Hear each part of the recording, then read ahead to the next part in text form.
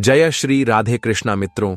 श्रीमद् भगवत गीता ही वह अद्वितीय और सर्वश्रेष्ठ धर्म ग्रंथ है जो प्रत्येक युग में प्रत्येक मनुष्य को जीवन जीने का यथार्थ, व्यावहारिक एवं सर्वोच्च मार्ग प्रदर्शित करता है। यह केवल एक पुस्तक नहीं, अपितु साक्षात भगवान श्री कृष्ण के मुखारविंद से निसृत वह अमृतवाणी है जो जीवन के गूढ़तम रहस्यों का अनावरण करती है। भगवत गीता जीवन के प्रत्येक आयाम में धर्म, कर्तव्य, ज्ञान, भक्ति और विशुद्ध प्रेम की गहन, सारगर्भित एवं प्रेरणादायक शिक्षा प्रदान करती है, जो प्रत्येक व्यक्ति के लिए, चाहे वह किसी भी वर्ण, आश्रम, देश या काल का हो, एक सुनिश्चित पथ प्रदर्शक के रूप में कार्य करती है। श्रीमद् भगवत गीता का यह अमूल्य अक्षय ज्ञान न केवल मनुष्य के इस वर्तमान क्षणभंगुर जीवन को सार्थक, उद्देश्यपूर्ण एवं सफल बनाता है, अपितु जीवन के उपरांत भी पारलौकिक गति एवं आत्मिक उन्नति के लिए भी अत्यंत उपयोगी, कल्याणकारी एवं महत्वपूर्ण माना जाता है। गीता वस्तुतः जीवन का एक संपूर्ण, सुसंगत, वैज्ञानिक एवं व्यावहारिक दर्शन है जो आध्यात्मिक और भौतिक जीवन के मध्य एक अद्भुत संतुलन स्थापित करती है।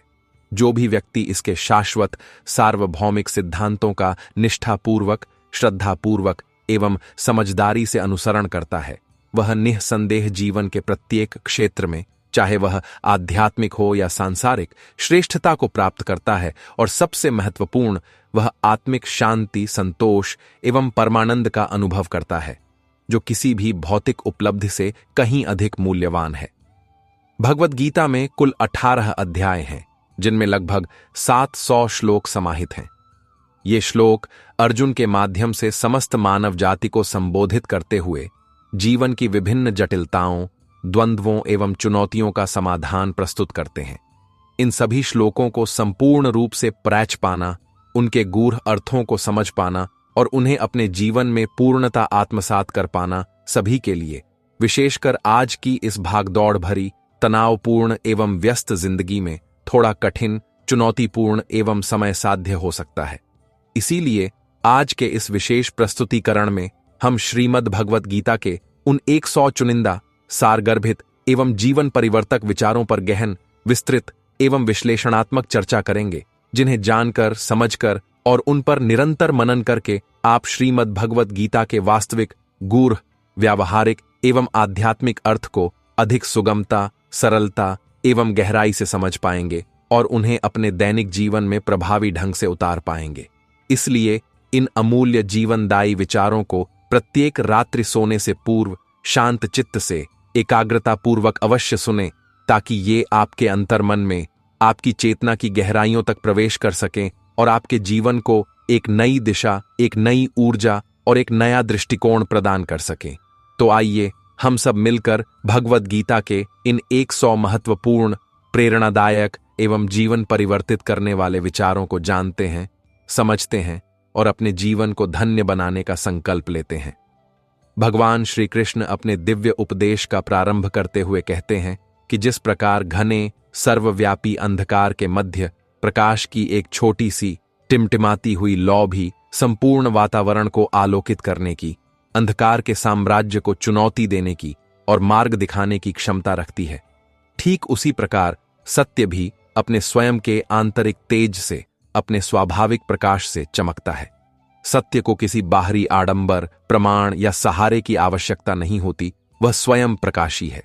सत्य का प्रकाश अज्ञान, भ्रम, असत्य और पाखंड के घने अंधकार को स्वतः ही, बिना किसी प्रयास के नष्ट कर देता है, जैसे सूर्योदय होते ही रात्रि का अंधकार विलीन हो जाता है। इसलिए मनुष्य को सदैव, सभी परिस्थितियों में, चाहे वे कितनी भी कठिन या प्रलोभनकारी क्यों न हो, सत्य के ही मार्ग का अवलंबन करना चाहिए, उसी पर अडिग रहना चाहिए, क्योंकि यही मार्ग आत्मिक उन्नति, चारित्रिक दृढ़ता, निर्भयता और शाश्वत शांति की ओर ले जाता है। सत्य का पालन करना प्रारंभ में कठिन लग सकता है, इसमें अनेक बाधाएं आ सकती हैं, किंतु अंततः यही विजय और कल्याण का मार्ग है। मृत्यु एक ऐसा अटल, अपरिहार्य, सार्वभौमिक सत्य है जिसे कभी भी, किसी भी उपाय से, किसी भी शक्ति द्वारा बदला नहीं जा सकता। यह जीवन का एक अभिन्न, नैसर्गिक एवं अनिवार्य अंग है, जैसे जन्म है। जब से इस दृश्यमान सृष्टि की रचना हुई है, तभी से जन्म और मृत्यु का यह अंतहीन अविरल चक्र निरंतर अबाध गति से चलता आ रहा है और भविष्य में भी चलता रहेगा। जिस प्रकार एक मनुष्य अपने पुराने जीर्ण शीर्ण फटे हुए वस्त्रों को सहजता से त्याग कर नए स्वच्छ सुंदर वस्त्र धारण करता है, ठीक उसी प्रकार यह अविनाशी सनातन आत्मा भी अपने कर्मों के भोग के पश्चात पुराने अनुपयोगी रोगग्रस्त और जर्जर हो चुके शरीर को छोड़कर अपनी कर्मगति, अपनी वासनाओं और अपने संस्कारों के अनुसार नया शरीर धारण करती है। यही प्रकृति का शाश्वत अपरिवर्तनीय नियम है और इस विधान को कोई भी कभी भी बदल नहीं सकता। इस परम गूढ़ सत्य को अपने हृदय से, अपनी बुद्धि से पूर्णतः स्वीकार करके व्यक्ति को मृत्यु के अनावश्यक भय से, उसकी चिंता से मुक्त होकर निर्भयतापूर्वक अपने वर्तमान क्षण में जीना चाहिए और अपने निर्धारित कर्तव्यों का निष्काम भाव से पालन करना चाहिए।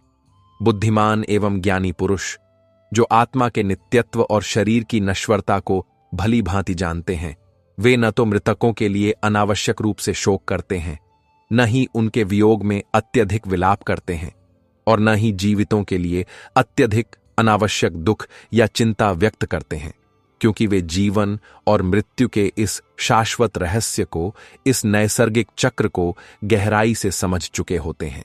जो अब जीवित हैं वे भी इस कटु सत्य से भली भांति अवगत हैं कि जो उनके प्रियजन मर गए हैं वे अपने कर्मानुसार पुनः किसी न किसी रूप में जन्म लेंगे, और जो आज जीवित हैं, शक्तिशाली हैं, वे भी एक न एक दिन अवश्य ही मृत्यु को प्राप्त होंगे।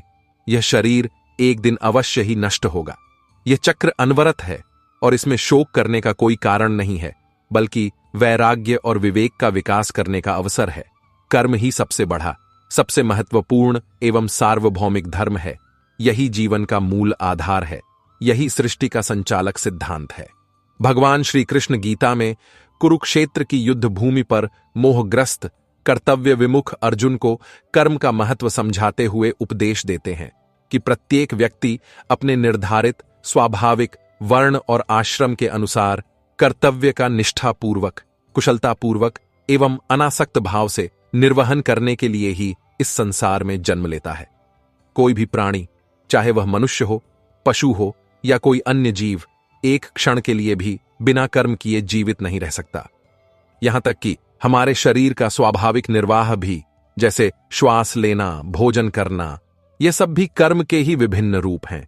इसलिए मनुष्य को कर्मों के फलों की आसक्ति या उनके परिणामों की चिंता किए बिना सफलता असफलता, लाभ हानि, सुख दुख में संभव रखते हुए केवल कर्तव्य भावना से अपने निर्धारित कर्मों का पालन करते रहना चाहिए। यही निष्काम कर्मयोग का सार है, जो बंधन का नहीं बल्कि मोक्ष का मार्ग प्रशस्त करता है। क्रोध वह विनाशकारी प्रज्वलित द्वार है जो मनुष्य को अवनति, पतन और अंततः नरक की ओर, अर्थात घोर मानसिक और आत्मिक पीड़ा की ओर ले जाता है। क्रोध करने से व्यक्ति का मन अव्यवस्थित, अशांत और विचलित हो जाता है। उसकी विवेक बुद्धि, सोचने समझने की शक्ति पूर्णतः नष्ट हो जाती है। वह हिताहित का ज्ञान खो बैठता है। कई बार वह तीव्र अनियंत्रित क्रोध में आकर स्वयं का ही भारी अहित कर बैठता है। ऐसे अनुचित कार्य कर जाता है जिसके लिए उसे जीवन भर पश्चाताप करना पड़ता है। भगवान श्री कृष्ण स्पष्ट रूप से बार बार यह कहते हैं कि मनुष्य को क्रोध करने की इस विनाशकारी प्रवृत्ति से बचना चाहिए और अपने मन को शांत, स्थिर एवं संयमित रखने का निरंतर अभ्यास करना चाहिए। चाहे कितनी भी विषम, अप्रिय या उत्तेजक परिस्थिति क्यों न उत्पन्न हो जाए, चाहे कितना भी तीव्र क्रोध क्यों न आए, स्वयं को नियंत्रित, संयमित और शांत रखने का निरंतर सजग प्रयास करना चाहिए। आज इस परिवर्तनशील नश्वर संसार में तुम्हारे पास जो कुछ भी है, चाहे वह विपुल धन संपत्ति हो, उच्च पद प्रतिष्ठा हो, प्रियजन हो या कोई अन्य भौतिक वस्तु हो, वह कल भूतकाल में किसी और का था और आने वाले कल में, भविष्य में यह निश्चित रूप से किसी और का हो जाएगा, क्योंकि यहां कुछ भी स्थायी नहीं है। सब कुछ परिवर्तनशील है। तुम इस संसार में नितांत अकेले खाली हाथ आए थे और अंततः इस संसार से खाली हाथ ही जाओगे। अपने साथ कुछ भी भौतिक वस्तु लेकर नहीं जा सकोगे, केवल अपने कर्मों के संस्कार ही साथ जाएंगे। इसीलिए किसी भी नश्वर वस्तु या अस्थायी व्यक्ति से अत्यधिक मोह, आसक्ति या स्वामित्व का भाव रखना सर्वथा व्यर्थ, मूर्खतापूर्ण एवं दुखदायी है। मन को अनुशासित एवं नियंत्रित करना अत्यंत महत्वपूर्ण है, क्योंकि यह अनियंत्रित चंचल मन ही सभी प्रकार के दुखों, क्लेशों, बंधनों एवं समस्याओं का मूल कारण है। मानव मन सामान्यतः वायु की भांति ही स्वभाव से अत्यंत चंचल, अस्थिर, संकल्प विकल्पात्मक एवं शक्तिशाली होता है। इसे वश में करना निश्चय ही कठिन है, जैसे वायु को मुट्ठी में पकड़ना कठिन है।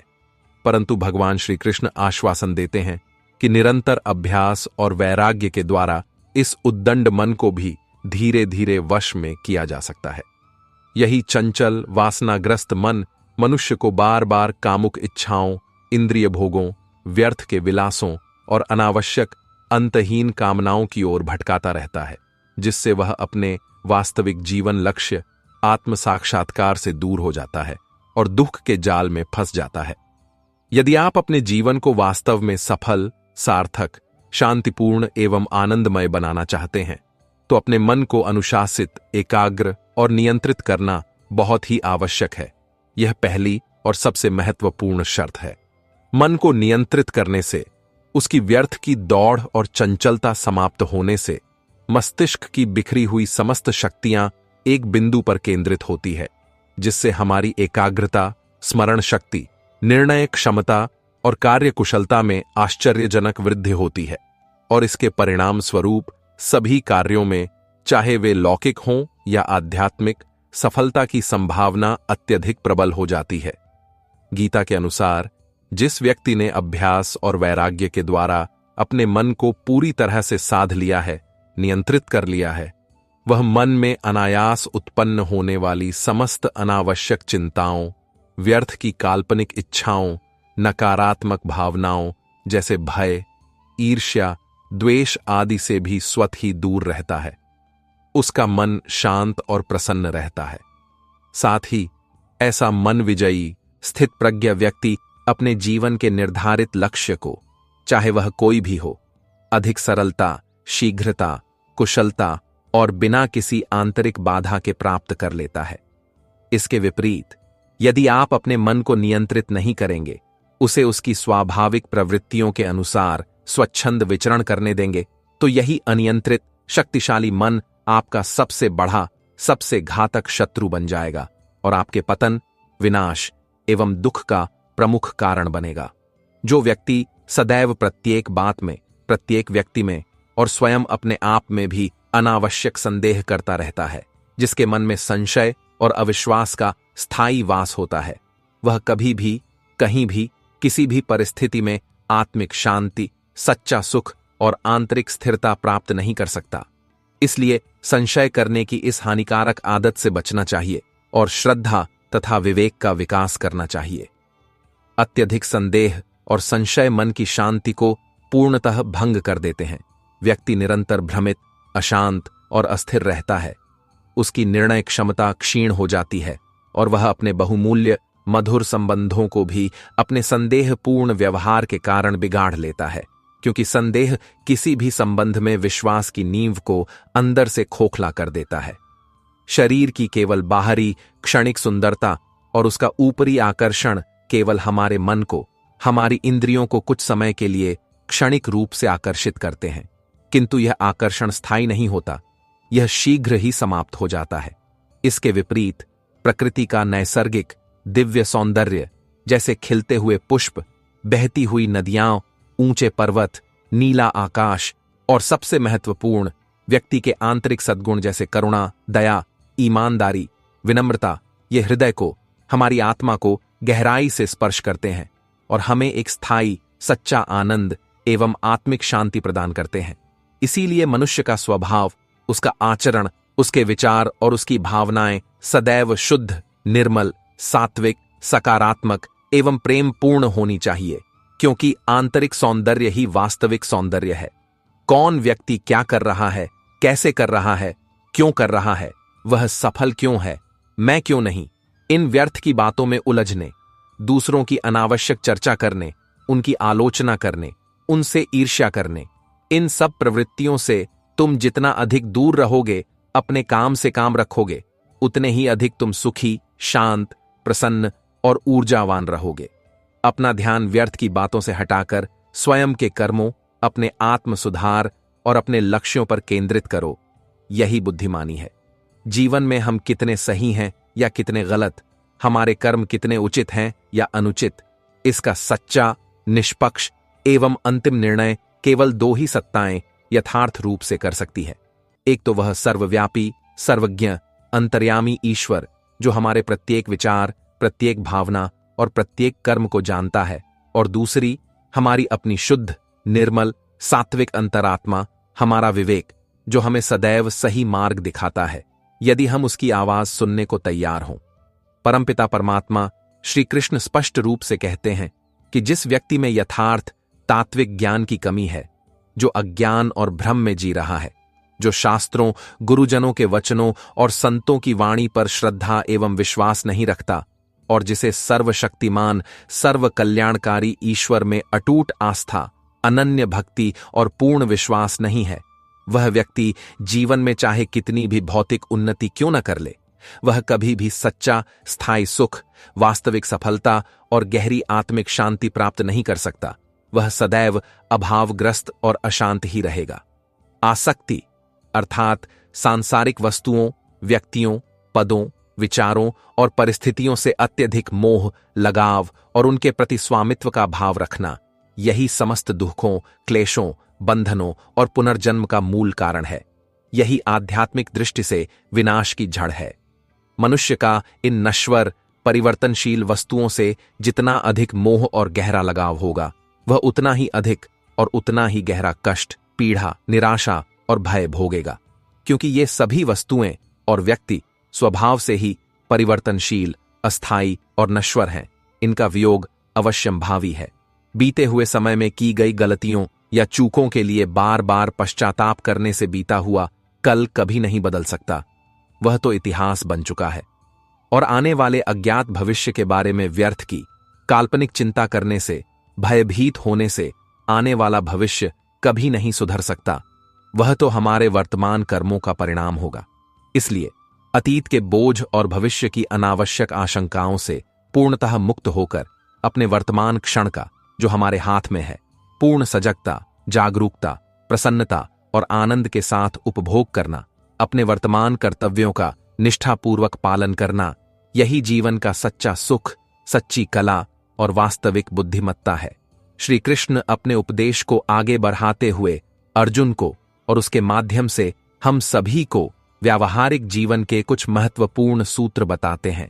वे कहते हैं कि जो व्यक्ति संकट के समय, कठिनाई के समय निस्वार्थ भाव से तुम्हारा साथ दें, जो तुम्हारे सच्चे हितैषी हों, जो तुम्हारे सुख दुख में तुम्हारे साथ खड़े रहें, उनका साथ तुम्हें भी पूरी निष्ठा, कृतज्ञता और समर्पण के साथ देना चाहिए। ऐसे संबंधों को संजोकर रखना चाहिए। और जो तुम्हें जानबूझकर धोखा दें, जो तुम्हारे विश्वास को बार बार ठेस पहुंचाएं, जो तुम्हारे अहित की कामना करें, उन्हें बिना किसी अनावश्यक द्वंद्व, मोह या दुर्बलता के दृढ़तापूर्वक त्याग देना ही श्रेयस्कर है, क्योंकि ऐसे नकारात्मक संबंध केवल पीड़ा और पतन का कारण बनते हैं। तुम्हें कभी भी ऐसी जगह या ऐसे लोगों के समूह में नहीं जाना चाहिए जहां तुम्हारे आत्मसम्मान का, तुम्हारे मूल्यों का और तुम्हारी गरिमा का यथोचित सम्मान न हो, जहां तुम्हें उपेक्षित या अपमानित महसूस हो। अन्यथा लोग तुम्हें कमजोर, दीनहीन, महत्वहीन और मूर्ख समझेंगे और तुम्हारा बार बार तिरस्कार करेंगे, तुम्हारे स्वाभिमान को कुचलने का प्रयास करेंगे। जिस प्रकार जहां समय पर और पर्याप्त मात्रा में वर्षा नहीं होती, वहां लहलहाती हुई फसलें भी सूखकर पूर्णतः नष्ट हो जाती हैं, किसानों की सारी मेहनत व्यर्थ चली जाती है। ठीक उसी प्रकार जहां किसी परिवार, समाज या राष्ट्र में उत्तम संस्कार, नैतिक मूल्यों, सदाचार और धार्मिक आचरण का अभाव होता है, वहां उस परिवार की, उस समाज की या उस राष्ट्र की भावी पीढ़ियां और उनका वंश धीरे धीरे नष्ट हो जाता है। उनका चारित्रिक और नैतिक पतन सुनिश्चित हो जाता है। वे दिशाहीन और मूल्यहीन हो जाते हैं। जो लोग अक्सर तुमसे यह कहते हैं कि मेरे पास तुम्हारे लिए समय नहीं है या मैं बहुत व्यस्त हूं, वे वास्तव में परोक्ष रूप से यह दर्शाते हैं कि उनके विशेष, आत्मीय और महत्वपूर्ण संबंधों की सूची में तुम्हारा नाम कदाचित शामिल ही नहीं है या तुम उनकी प्राथमिकताओं में बहुत नीचे हो। ऐसे लोगों से अनावश्यक अपेक्षाएं रखना व्यर्थ है। अपनी वाणी को, अपने शब्दों को सदैव इतना मधुर, विनम्र, प्रिय, सत्य, हितकर और विचारपूर्ण रखो कि यदि तुम्हें कभी किसी विषम परिस्थिति में अपने कहे हुए शब्दों को वापस भी लेना पड़े या उनके लिए क्षमा भी मांगनी पड़े, तो वे तुम्हें स्वयं को भी कड़वे, अप्रिय, अपमानजनक या लज्जाजनक न लगें। जीवन में कुछ मात्रा में स्वस्थ आत्मसम्मान का होना भी नितांत आवश्यक है, क्योंकि यह हमें अपनी गरिमा और अपने मूल्यों की रक्षा करने की प्रेरणा देता है। अन्यथा जहां तुम्हारी उपस्थिति, तुम्हारा योगदान और तुम्हारा महत्व अधिक भी होगा, वहां भी लोग तुम्हें दबाने, तुम्हारा शोषण करने और तुम्हारा अनुचित लाभ उठाने का निरंतर प्रयास करेंगे यदि तुम में आत्मसम्मान की कमी होगी। जब तक तुम स्वयं अपने मन से, अपनी आत्मा से हार नहीं मान लेते, जब तक तुम्हारा आत्मविश्वास, तुम्हारा संकल्प और तुम्हारा धैर्य अक्षुण्ण रहता है, तब तक इस संसार की कोई भी बाहरी शक्ति, कोई भी बढ़ी से बढ़ी चुनौती तुम्हें पराजित नहीं कर सकती, तुम्हें अपने लक्ष्य से डिगा नहीं सकती। तुम वास्तव में अपने आत्मिक स्वरूप में कमजोर नहीं हो, तुम अनंत शक्ति के अंश हो। हो सकता है कि वर्तमान में तुम्हारा समय प्रतिकूल हो, परिस्थितियां तुम्हारे विपरीत हों, और समय तो सभी का एक जैसा नहीं रहता। यह चक्र की तरह बदलता रहता है, कभी सुख तो कभी दुख, कभी उत्थान तो कभी पतन। तुम बस धैर्य, साहस और निष्ठा के साथ फल की चिंता किए बिना अपना श्रेष्ठ कर्म करते जाओ, समय अवश्य बदलेगा।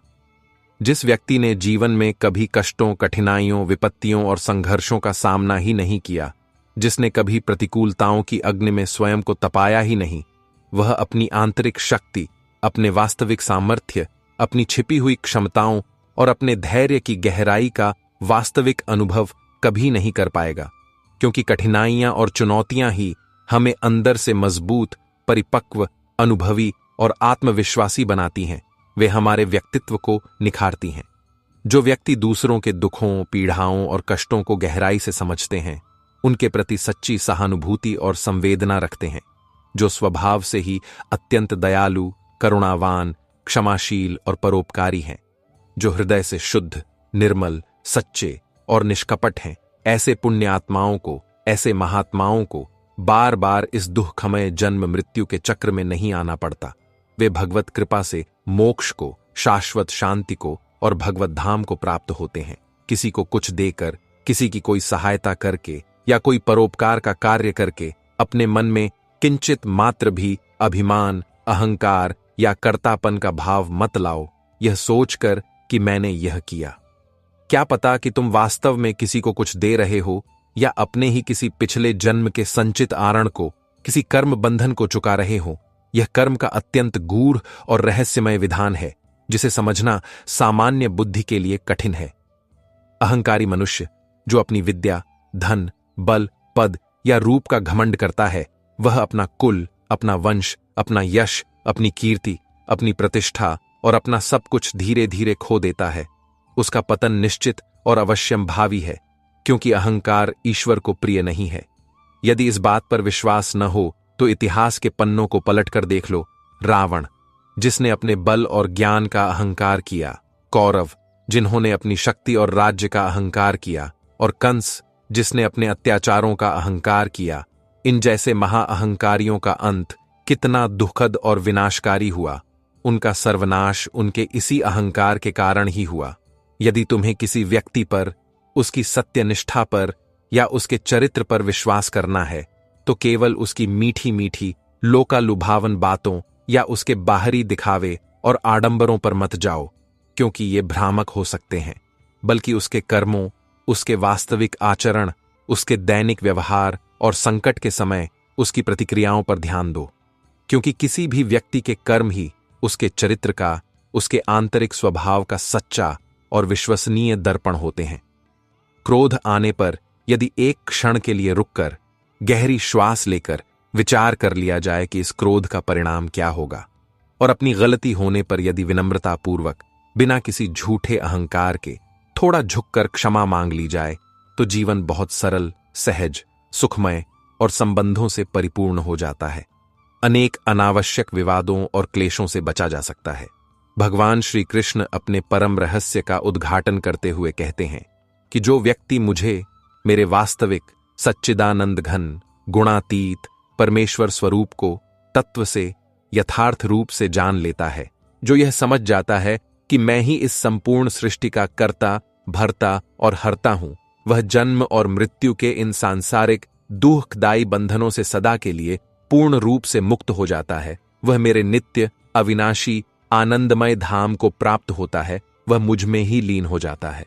जो व्यक्ति नित्य निरंतर अटूट श्रद्धा और भक्ति के साथ अर्थ और भाव को समझते हुए भगवद गीता का पाठ करता है, उसके दिव्य सिद्धांतों का गहराई से मनन करता है, चिंतन करता है और सबसे महत्वपूर्ण, उन्हें अपने दैनिक जीवन में, अपने आचरण में उतारने का निष्ठापूर्वक प्रयास करता है, उसके जन्म जन्मांतरों के संचित समस्त बुरे कर्मों का, पापों का प्रभाव धीरे धीरे स्वतः ही नष्ट हो जाता है।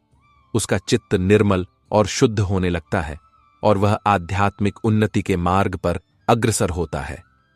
जो कुछ तुम्हारे भाग्य में, तुम्हारी नियति में, तुम्हारे प्रारब्ध कर्मों के अनुसार लिखा है, वह तुम्हें जीवन में अवश्य ही मिलेगा, चाहे वह कितनी भी दूर क्यों न प्रतीत होता हो, चाहे कितनी भी बाधाएं क्यों न आएं। वह स्वयं ही किसी न किसी रूप में, किसी न किसी माध्यम से दौड़कर तुम्हारे पास आएगा, उसे कोई रोक नहीं सकता। और जो कुछ तुम्हारे भाग्य में नहीं है, जो तुम्हारे प्रारब्ध में अंकित नहीं है, वह तुम्हारे पास आकर भी, तुम्हारे हाथ लगकर भी तुमसे अंततः दूर चला जाएगा। उसे तुम किसी भी प्रयास से, किसी भी शक्ति से रोक नहीं पाओगे, वह तुम्हारा होकर भी तुम्हारा नहीं हो पाएगा। इसलिए व्यर्थ की चिंता, अनावश्यक भाग दौड़ और अतृप्त कामनाएं छोड़कर सहजता, संतोष और ईश्वर पर विश्वास के साथ जीवन जियो और अपने वर्तमान कर्मों को श्रेष्ठ बनाओ। जिस प्रकार प्रचंड अनियंत्रित वायु के तेज झोंके एक छोटी सी दिशाहीन नौका को उसके निर्धारित मार्ग से भटका देते हैं और उसे सागर की लहरों में अनियंत्रित, असहाय और डूबने की कगार पर पहुंचा देते हैं, ठीक उसी प्रकार मनुष्य की अनियंत्रित असंख्य प्रबल इच्छाएं और भौतिक कामनाएं उसकी विवेकपूर्ण बुद्धि को भ्रमित कर देती हैं, उसे अंधा बना देती हैं और उसे सन्मार्ग से, धर्म पथ से विचलित करके विनाश की ओर ले जाती है।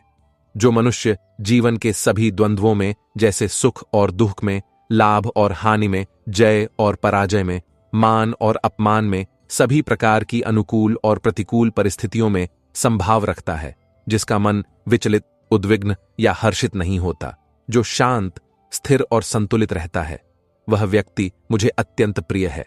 ऐसा भक्त ही वास्तव में स्थित प्रज्ञ, गुणातीत और मेरा सच्चा प्रेमी है। यह संपूर्ण दृश्यमान परिवर्तनशील जगत, यह समस्त ब्रह्मांड मेरी ही अचिंत्य योग माया का एक अद्भुत रहस्यमय विस्तार है। यह एक प्रकार का भ्रम है, एक स्वप्न की भांति है, जो सत्य प्रतीत होता है पर है नश्वर। यह संसार मुझसे ही, मेरे संकल्प मात्र से ही उत्पन्न हुआ है। मैं ही विभिन्न रूपों में, विभिन्न शक्तियों के माध्यम से इसका पालन पोषण और व्यवस्था करता हूं और अंततः प्रलय काल में मैं ही इस संपूर्ण ब्रह्मांड का अपने में लय करके संहार भी करता हूं। मैं ही इस सृष्टि का आदि, मध्य और अंत हूं। मुझसे परे कुछ भी नहीं है। मैं भूतकाल, वर्तमान और भविष्य के सभी चर अचर प्राणियों को, उनके प्रत्येक सूक्ष्म स्थूल कर्म और उनके मन के प्रत्येक विचार को भली भांति जानता हूं, क्योंकि मैं ही सबके हृदय में अंतर्यामी रूप से स्थित हूं। किंतु वास्तविकता यह है कि कोई भी संसारी जीव जो माया से मोहित है, अपनी सीमित इंद्रियों और बुद्धि से मुझे मेरे यथार्थ गुणातीत सच्चिदानंद स्वरूप में पूर्ण रूप से नहीं जानता, क्योंकि मैं इंद्रियों, मन और बुद्धि से परे, अचिंत्य और अव्यक्त हूं।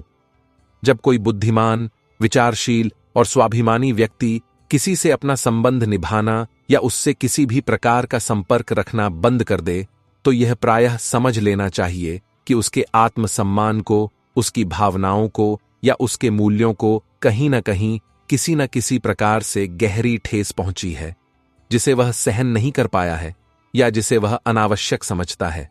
प्रेम का स्वाभाविक गुण सदैव क्षमा मांगने, विनम्रतापूर्वक झुक जाने और दूसरे को प्रसन्न करने का होता है, जबकि अहंकार का स्वभाव हमेशा दूसरों से क्षमा सुनने, स्वयं को श्रेष्ठ और निर्दोष सिद्ध करने तथा दूसरों को नीचा दिखाने का होता है। तुम्हारा कर्म ही, तुम्हारा आचरण ही तुम्हारी वास्तविक पहचान है, तुम्हारा सच्चा परिचय है। अन्यथा इस विशाल संसार में एक ही नाम के तो हजारों लाखों लोग मिल जाएंगे, किंतु उनके कर्म, उनके गुण और उनके स्वभाव ही उन्हें एक दूसरे से भिन्न और विशिष्ट बनाते हैं। नाम में क्या रखा है? तुम जीवन में कितने भी अच्छे, नेक और पुण्य कर्म क्यों न कर लो, अधिकांश लोग, विशेषकर वे जो ईर्ष्यालु या नकारात्मक प्रवृत्ति के होते हैं, तुम्हारी मृत्यु के पश्चात ही संभवतः तुम्हारी कुछ तथाकथित बुरी बातों, तुम्हारी कमियों या तुम्हारी असफलताओं को ही अधिक याद रखेंगे और उन्हीं की नकारात्मक चर्चा करेंगे। यह इस कलियुगी संसार का दुर्भाग्यपूर्ण स्वभाव है। इससे निराश मत हो। इसलिए कभी भी इस बात पर अधिक ध्यान मत दो, इसकी चिंता मत करो कि साधारण अज्ञानी लोग तुम्हारे बारे में क्या कहते हैं, क्या सोचते हैं या तुम्हारी कैसी आलोचना करते हैं। तुम केवल अपने विवेक, अपने धर्म और अपने कर्तव्य पथ पर निशंक होकर अडिग रहो। ईश्वर सब देख रहा है। जितना हो सके व्यर्थ की बातों से, अनावश्यक चर्चाओं से, परनिंदा से और वाद विवाद से बचकर मौन रहना ही सर्वोत्तम और बुद्धिमानी है, क्योंकि यह चंचल और अनियंत्रित मनुष्य की जिह्वा ही है जो उससे अधिकतर अपराध, पाप कर्म, झूठ, कटु वचन और कलह करवाती है। वाणी का संयम अनेक समस्याओं से बचाता है। किसी को जानबूझकर धोखा देना, किसी के साथ छल कपट करना या किसी के विश्वास को तोड़ना, यह एक ऐसा गंभीर कर्म आर्ण है, एक ऐसा कर्म बंधन है जिसका भारी भुगतान तुम्हें भविष्य में, इसी जीवन में या अगले किसी जीवन में निश्चित रूप से किसी और के हाथों, किसी और अप्रिय रूप में ब्याज सहित अवश्य ही करना पड़ेगा। कर्म का यह अकाट्य सिद्धांत अटल है, इससे कोई नहीं बच सकता। अच्छी, सच्ची और दिव्य दृष्टि वह है जो दूसरों में निरंतर दोष ढूंढने और उनकी आलोचना करने के बजाय सबसे पहले केवल अपनी कमियों, अपनी त्रुटियों, अपने दुर्गुणों और अपने अहंकार को देखे, उन्हें पहचाने और उन्हें दूर करने का प्रयास करे। साथ ही दूसरों के अच्छे गुणों, उनकी विशेषताओं और उनकी सफलताओं को ढूंढे, उनसे प्रेरणा ले, उनकी सराहना करे और उन्हें अपने जीवन में ग्रहण करने का प्रयास करे। कभी भी ऐसे अस्थिर चित्त, अविश्वसनीय और स्वार्थी व्यक्ति पर पूर्ण विश्वास मत करो, जो समय, परिस्थिति और अपने निजी स्वार्थ के अनुसार बार बार अपना स्वभाव, अपनी निष्ठा, अपने वचन और अपनी मित्रता बदलता रहता हो। ऐसे अवसरवादी लोग कभी भी विश्वसनीय नहीं होते और वे तुम्हें संकट में धोखा दे सकते हैं। जीवन में कभी भी अपनी तुलना किसी और व्यक्ति से मत करो, चाहे वह कितना भी सफल, धनी या प्रतिष्ठित क्यों न हो, क्योंकि प्रत्येक व्यक्ति अपने आप में अद्वितीय है। ईश्वर की एक अनुपम मौलिक कृति है। उसकी अपनी विशिष्ट क्षमताएं, अपने गुण, अपना प्रारब्ध और अपना मार्ग है। तुम जैसे भी हो, अपने मौलिक सहज स्वरूप में सर्वश्रेष्ठ हो। अपनी तुलना केवल स्वयं अपने अतीत से करो और निरंतर आत्म सुधार का प्रयास करो। हर किसी को अपना जीवन बदलने, अपनी बुरी आदतों को सुधारने, अपनी गलतियों से सीखने और आध्यात्मिक एवं भौतिक उन्नति करने के लिए समय और अनेक अवसर अवश्य मिलते हैं, किंतु बीते हुए अमूल्य समय को बदलने के लिए, उसे वापस लाने के लिए दोबारा जीवन कभी नहीं मिलता। समय किसी की प्रतीक्षा नहीं करता। इसलिए प्रत्येक क्षण का सदुपयोग करो और उसे व्यर्थ मत जाने दो। जो होना है, जो भाग्य में लिखा है, जो कर्मों का अवश्यम भावी परिणाम है, वह होकर ही रहता है। उसे संसार की कोई शक्ति टाल नहीं सकती। और जो नहीं होना है, जो तुम्हारे प्रारब्ध में नहीं है, वह कभी नहीं होता। चाहे तुम उसके लिए कितना भी कठिन प्रयास क्यों न कर लो, कितनी भी कामना क्यों न करो। जिनके मन में ऐसा दृढ़ निश्चय, ईश्वर पर अटूट विश्वास और कर्मफल सिद्धांत की गहरी समझ होती है, वे कभी भी जीवन की अनिश्चितताओं और व्यर्थ की चिंताओं से परेशान, विचलित और अशांत नहीं होते। वे संभव से प्रत्येक परिस्थिति का सामना करते हैं। अच्छे, शुद्ध और सात्विक इरादों से, निस्वार्थ एवं निष्काम भाव से, ईश्वर को साक्षी मानकर किया गया कोई भी छोटा या बड़ा सत्कर्म कभी भी व्यर्थ नहीं जाता। उसका शुभ फल तुम्हें आज नहीं तो कल, इस जन्म में नहीं तो अगले किसी जन्म में, किसी न किसी रूप में अवश्य ही प्राप्त होता है। यह कर्म का एक और महत्वपूर्ण सिद्धांत है। जीवन की सबसे बड़ी गलती या सबसे बड़ी भूल वह मानी जाती है जिससे हम कोई महत्वपूर्ण सबक, कोई उपयोगी शिक्षा या कोई मूल्यवान अनुभव ग्रहण नहीं कर पाते और उसी गलती को बार बार दोहराते रहते हैं। यह अज्ञानता और मूर्खता का परिचायक है। आज तुम जो भी कर्म अपने मन, वचन और शरीर से कर रहे हो, चाहे वह अच्छा हो या बुरा, शुभ हो या अशुभ, उसी के अनुरूप तुम्हें भविष्य में उसका निश्चित फल प्राप्त होगा। और आज जो कुछ भी तुम्हारे पास है, चाहे वह सुख हो या दुख, सफलता हो या असफलता, स्वास्थ्य हो या रोग, वह तुम्हारे द्वारा इसी जीवन में या पूर्व जन्मों में किए गए कर्मों का ही संचित परिणाम है। यह कर्म का अटूट, अकाट्य और सार्वभौमिक सिद्धांत है, जिसे भाग्य या नियति भी कहते हैं। जो व्यक्ति अनन्य अटूट भक्तिभाव से मेरी शरण में आता है, जो केवल मुझ पर ही निर्भर रहता है, जो निरंतर मेरा स्मरण, चिंतन और प्रेम पूर्वक मेरी उपासना करता है, मैं उसे वह सब कुछ प्रदान करता हूं जो उसके पास नहीं है और जिसकी उसे अपने आध्यात्मिक और भौतिक जीवन के निर्वाह के लिए वास्तविक आवश्यकता है। और जो कुछ उत्तम वस्तुएं या गुण उसके पास पहले से हैं, उनकी भी मैं स्वयं रक्षा करता हूं, उन्हें नष्ट होने से बचाता हूं। यह मेरा अपने भक्तों के प्रति दृढ़ व्रत और प्रतिज्ञा है। कब, किससे, कहां, क्यों और कितना बोलना है। यदि तुमने जीवन में इस महत्वपूर्ण कला को, इस विवेक को भली भांति समझ लिया और इसका सही सही समयोचित उपयोग करना सीख लिया, तो समझो तुमने अपने जीवन को काफी हद तक सार्थक, सफल, शांतिपूर्ण और विवाद रहित बना लिया है। क्योंकि वाणी का संयम और विवेकपूर्ण उपयोग अनेक समस्याओं, संघर्षों और पश्चातापों से हमें बचाता है। कान्हा कहते हैं कि यदि जीवन में कभी किसी की निस्वार्थ भाव से सहायता करने का, किसी भूले भटके को सही मार्ग दिखाने का, किसी निराश व्यक्ति को प्रेरणा देने का या किसी के जीवन रथ का मार्गदर्शक बनने का अवसर मिले, तो किसी का सारथी बनना कोई छोटा या स्वार्थपूर्ण कार्य नहीं है, बल्कि यह एक महान सेवा, एक पुण्य का कार्य और ईश्वर की कृपा का प्रतीक है। इसे सहर्ष स्वीकार करो। धर्म, सदाचार, न्याय और सत्य से भरा हुआ पवित्र हृदय सदैव धर्मानुकूल, कल्याणकारी, हितकर और सकारात्मक सलाह ही देता है, जो दूसरों का भला करती है।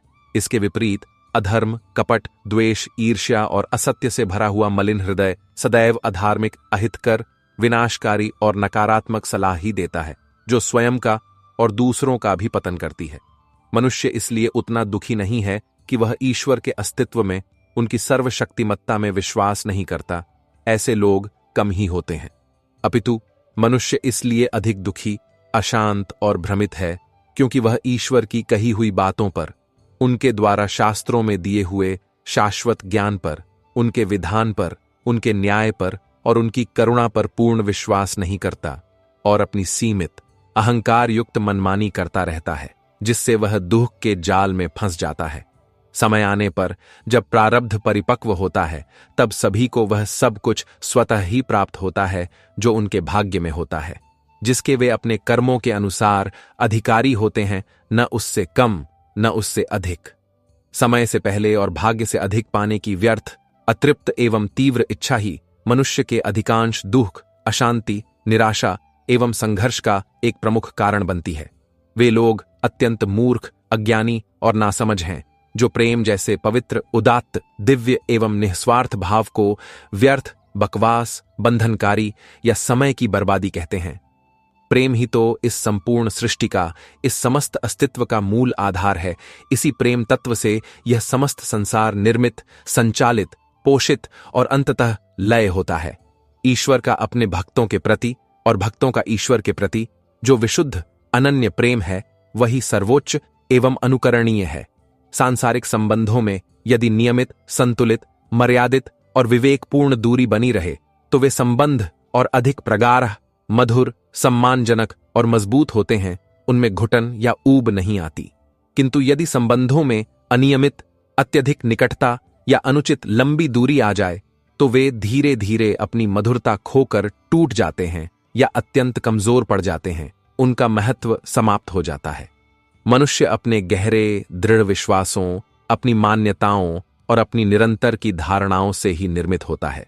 वह जैसा दृढ़ और अटूट विश्वास करता है, जैसा निरंतर चिंतन करता है, जैसा अपने मन में चित्र बनाता है, वैसा ही वह धीरे धीरे निश्चित रूप से बन जाता है। यह मनोविज्ञान का एक स्थापित सिद्धांत है। इस परिवर्तनशील कर्म आधारित संसार में न तो किसी को अपने भाग्य से, अपने प्रारब्ध से अधिक कुछ मिला है, और न ही नियत समय से पहले कुछ मिला है, और न ही भविष्य में कभी किसी को मिलेगा। यह प्रकृति का, कर्म का अटल, अपरिवर्तनीय विधान है। जीवन में अपने शब्दों, अपनी वाणी और अपनी जिह्वा को सदैव नियंत्रण में रखना अत्यंत आवश्यक है, क्योंकि कटु, कठोर, अपमानजनक या असत्य शब्दों से लगे हुए घाव किसी भी भौतिक शस्त्र से लगे शारीरिक घावों से भी अधिक गहरे, अधिक पीड़ादायक और अधिक स्थायी होते हैं। वे आसानी से कभी नहीं भरते। वे हृदय में एक शूल की तरह, एक कांटे की तरह निरंतर चुभते रहते हैं और संबंधों में स्थायी दरार डाल देते हैं। कृष्ण कहते हैं, धर्म की रक्षा के लिए, सत्य और न्याय की स्थापना के लिए, अनाचार और अत्याचार का प्रतिकार करने के लिए आवश्यकता पड़ने पर संघर्ष करना, युद्ध करना भी सीखो। यह क्षत्रिय का धर्म है। अधर्मियों, दुराचारियों, पाखंडियों और समाजद्रोहियों के लिए काल बनना, उनका निर्भयतापूर्वक, दृढ़तापूर्वक प्रतिकार करना भी सीखो। यह भी धर्म का ही एक अंग है। और अपने प्रियजनों, अपने आश्रितों, अपने राष्ट्र तथा अपने धर्म की रक्षा के लिए आवश्यकता पड़ने पर अपना सर्वस्व, यहां तक कि अपने प्राण भी बलिदान करना सीखो। यह सर्वोच्च त्याग है। सत्य हमेशा जल में डाली गई विशुद्ध तेल की बूंद की तरह होता है। चाहे कितना भी असत्य, झूठ, कपट और पाखंड का जल क्यों न डाला जाए, सत्य अपनी विशिष्टता, अपनी पवित्रता और अपने घनत्व के कारण सदैव ऊपर ही तैरता रहता है। उसे पूर्णतः छिपाया, दबाया या नष्ट नहीं किया जा सकता। वह अंततः प्रकट होकर ही रहता है। अपने जीवन में कभी भी अत्यधिक प्रसन्नता, विजय या उल्लास की भावावेशपूर्ण स्थिति में किसी से कोई बड़ा, अव्यावहारिक वादा मत करो जिसे तुम बाद में निभा न सको। न ही अत्यधिक क्रोध, आवेश या उत्तेजना की स्थिति में किसी को कोई कठोर उत्तर दो या कोई अपशब्द कहो। और न ही गहरे दुख, निराशा, हताशा या अवसाद की स्थिति में कोई महत्वपूर्ण, दूरगामी परिणाम वाला निर्णय लो, क्योंकि इन तीव्र भावावेशों में हमारी विवेक बुद्धि ठीक से कार्य नहीं करती और इस समय लिए गए निर्णय या कही गई बातें अक्सर गलत, अनुचित और पश्चाताप का कारण बनती हैं। कोई व्यक्ति भले ही लाखों सांसारिक बातें जानता हो, अनेक लौकिक विद्याओं में निपुण हो, अनेक शास्त्रों का पांडित्यपूर्ण ज्ञाता हो, या यहां तक कि संपूर्ण विश्व के भौगोलिक, वैज्ञानिक और ऐतिहासिक रहस्यों को भी जानता हो, लेकिन यदि वह स्वयं को, अपने वास्तविक आत्मस्वरूप को, अपनी आत्मा की दिव्यता और अमृता को नहीं जानता, तो वह सबसे बड़ा अज्ञानी है। उसकी सारी विद्या व्यर्थ है। आत्मज्ञान ही सर्वोपरि, सर्वश्रेष्ठ और एकमात्र शाश्वत ज्ञान है। बाकी सब ज्ञान है। यदि कोई तुम्हें अस्वीकार कर दे, तुम्हारी उपेक्षा करे, तुम्हारा तिरस्कार करे या तुम्हें महत्वहीन समझे, तो तुरंत बुरा मत मानो, निराश मत हो, अपने आत्मसम्मान को ठेस मत लगने दो, क्योंकि यह संभव है कि वे लोग तुम्हारी वास्तविक कीमत, तुम्हारे आंतरिक गुणों, तुम्हारी छिपी हुई क्षमताओं और तुम्हारे सच्चे चरित्र को पहचान नहीं पा रहे हैं। यह उनकी अज्ञानता, उनकी सीमित दृष्टि या उनकी ईर्ष्या हो सकती है, तुम्हारी कमी नहीं। उससे गहरा, उससे सच्चा और उससे अधिक कल्याणकारी कोई संबंध इस संसार में नहीं हो सकता, जो हमें हमारी कमियों, हमारी त्रुटियों और हमारे अहंकार का स्पष्ट रूप से, निर्भयतापूर्वक एहसास कराकर हमारी भलाई के लिए, हमारे आत्म सुधार के लिए हमें कठोर वचन कहकर या डांट कर रुला दे, जैसे एक सच्चे हितैषी गुरु, माता पिता या निष्कपट मित्र करते हैं। और उससे कमजोर, उससे अधिक स्वार्थी और उससे अधिक दुखदायी कोई संबंध नहीं हो सकता, जो हमें संकट में, पीड़ा में या भावनात्मक रूप से आहत अवस्था में असहाय, अकेला और रोता हुआ छोड़कर चला जाए। ऐसे संबंध केवल स्वार्थ पर आधारित होते हैं। जीवन की सभी परिस्थितियों में, चाहे वे अनुकूल हों या प्रतिकूल, हमेशा शांत, स्थिर, धैर्यवान और संभव में स्थित रहने का अभ्यास करो। इससे तुम अपने जीवन में स्वयं को अत्यंत मजबूत, आत्मविश्वासी, सहनशील और अप्रभावित पाओगे। क्योंकि लोहा भी जब एकदम ठंडा, शांत और स्थिर होता है तभी वह सर्वाधिक मजबूत, कठोर और अविचल होता है। किंतु एक बार जब वह अत्यधिक गर्म, उत्तेजित और पिघल जाता है तो उसे किसी भी इच्छित विकृत आकार में आसानी से ढाला जा सकता है। वह अपनी स्वाभाविक दृढ़ता, अपना स्वरूप और अपनी शक्ति खो देता है। ये 7 दिव्य गुण संकट, विपत्ति, चुनौती और प्रतिकूल परिस्थितियों के समय तुम्हारी ढाल बनकर रक्षा करेंगे और तुम्हें संबल तथा सही मार्ग प्रदान करेंगे।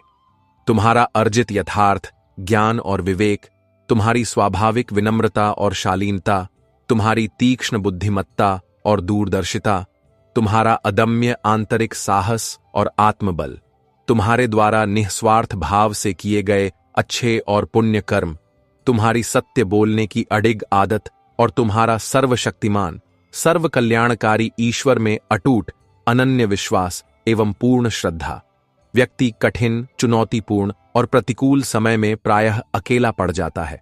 उसके तथाकथित अपने, उसके मित्र और सगे संबंधी भी उसका साथ छोड़ देते हैं। यह संसार का कड़वा अनुभव है। लेकिन उन्हीं कठिनाइयों, संघर्षों, अकेलेपन और पीड़ाओं की अग्नि में तपकर वही व्यक्ति पहले से कहीं अधिक मजबूत, अनुभवी, परिपक्व, सहनशील और आत्मविश्वासी बन जाता है। उसका व्यक्तित्व कुंदन की तरह निखर उठता है। उनका सदैव हृदय से निसंकोच सम्मान करो, जो तुम्हारा, तुम्हारे मूल्यों का, तुम्हारे विचारों का और तुम्हारे आत्मसम्मान का यथोचित सम्मान करते हैं। ऐसे लोग दुर्लभ होते हैं। जो तुम्हारा बार बार अनादर करें, तुम्हें नीचा दिखाने का प्रयास करें, उनके सामने बार बार सिर झुकाना, उनकी चापलूसी करना या उनकी खुशामद करना, यह कायरता, दीनता और आत्मसम्मान की भारी कमी का स्पष्ट परिचायक है। इससे तुम्हारी छवि और अधिक गिरती है। इस परिवर्तनशील, दुख मिश्रित संसार में हम जिस भी सुखद या दुखद, अनुकूल या प्रतिकूल स्थिति का सामना करें, एक बात सदैव स्मरण रखो और उसे अपने जीवन का मूल मंत्र बना लो। अपने जीवन की संपूर्ण बागडोर, अपना सर्वस्व, अपने सुख दुख, अपनी सफलता असफलता पूर्ण समर्पण भाव से, बिना किसी किंतु परंतु के सर्वशक्तिमान, सर्वज्ञ, सर्वसमर्थ ईश्वर को सौंप दो। वे ही तुम्हारे सबसे बड़े, सबसे सच्चे हितैषी, रक्षक, मार्गदर्शक और आश्रयदाता हैं। उन पर पूर्ण विश्वास रखो। ईश्वर पर एक छोटे, निष्पाप, भोले भाले बच्चे की तरह अटूट, निर्दोष और सरल विश्वास रखो। वह बच्चा अपने पिता द्वारा आनंद में हवा में ऊंचा उछाले जाने पर भी भयभीत होने के बजाय खिलखिलाकर हंसता है। वह तनिक भी डरता नहीं, उसे कोई आशंका नहीं होती, क्योंकि वह पूर्णतः जानता है कि उसके स्नेही और शक्तिशाली पिता उसे कभी भी नीचे गिरने नहीं देंगे। वे उसे गिरने से पहले ही सुरक्षित रूप से अपनी गोद में थाम लेंगे। कान्हा कहते हैं, जीवन में कभी निराश, हताश या उदास मत होना, चाहे परिस्थितियां कितनी भी अंधकारमय क्यों न लगें। जीवन में ऐसे क्षण भी आ सकते हैं जब तुम्हारे अपने सगे संबंधी, तुम्हारे मित्र, जिन पर तुम्हें बहुत विश्वास था, वे भी तुमसे मुंह मोड़ लेंगे, तुम्हारा साथ छोड़ देंगे, तुम्हें अकेला कर देंगे। किंतु उस घोर, विषम, निराशाजनक परिस्थिति में भी यह कभी मत भूलना कि मैं, तुम्हारा शाश्वत सखा, तुम्हारा परमात्मा, सदैव तुम्हारे साथ रहूंगा। तुम्हें कभी अकेला नहीं छोड़ूंगा। तुम्हें हर संकट से उबारूंगा यदि तुम मुझ पर विश्वास रखोगे। किसी के भी सामने, चाहे वह कितना भी बढ़ा, शक्तिशाली या प्रभावशाली क्यों न हो, इतना अधिक मत झुको। अपनी गरिमा, अपने स्वाभिमान और अपने नैतिक मूल्यों को इतना मत गिराओ कि वह व्यक्ति तुम्हें एकदम गिरा हुआ, महत्वहीन, तुच्छ और बिना रीढ़ का समझने लगे। लोग तुम्हारी सराहना, तुम्हारा महत्व और तुम्हारी कीमत तभी समझेंगे जब तुम भी आवश्यकता पड़ने पर आत्मसम्मान की रक्षा के लिए उन्हीं की तरह उन्हें अनदेखा करना, उनकी अनुचित मांगों को अस्वीकार करना और अपने नैतिक सिद्धांतों पर दृढ़ रहना सीख जाओगे।